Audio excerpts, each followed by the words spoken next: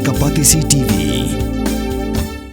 Together we achieve, together we can fly, reaching for the sky. ICFA University, Meghalaya.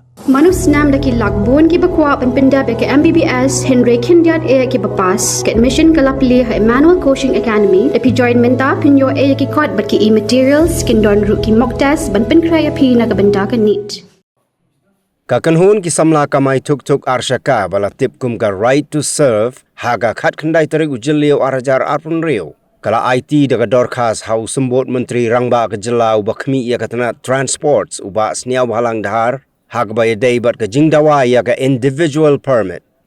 Haga jing ikran bat kilat patay kubor unong yalam kani kakanhun uba ki nong kenri ulayatu banakaliang jong uba sniaw halang dahar ula kular ban pelaj no hapo Taïew ya ka individual permit ondala shongji halang shwa bat ki officer na katana transport.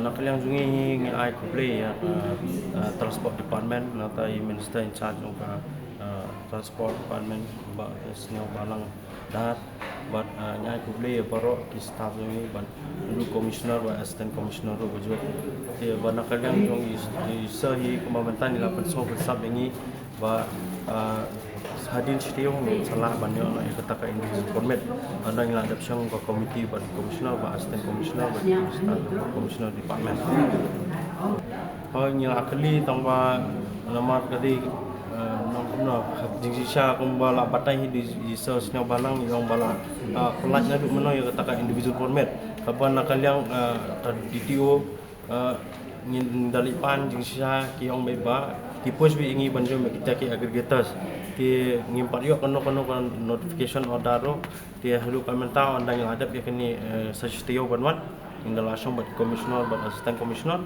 tingin setip ingin sayo ya ka order buat ingin sayo senang reject kan bangi approve no ka individual permit habai dei bagata te ingin say pet dal ayo nama panakaliang jungi ru ingin habdon hi kono rules and regulation iki riders naka ikador kamur yang apa ni syong ban bendet syong sorkat di katahi nung Taïew banwan ingin syong ban bendet. Mornings are always busy. Everything feels fast. I hear mom shouting and I'm trying not to be late. Outside, Shillong is already awake. Cars move slowly, horns are loud. It feels like everyone is in a hurry. Then the STEMS bus comes in, bright and yellow, always on time.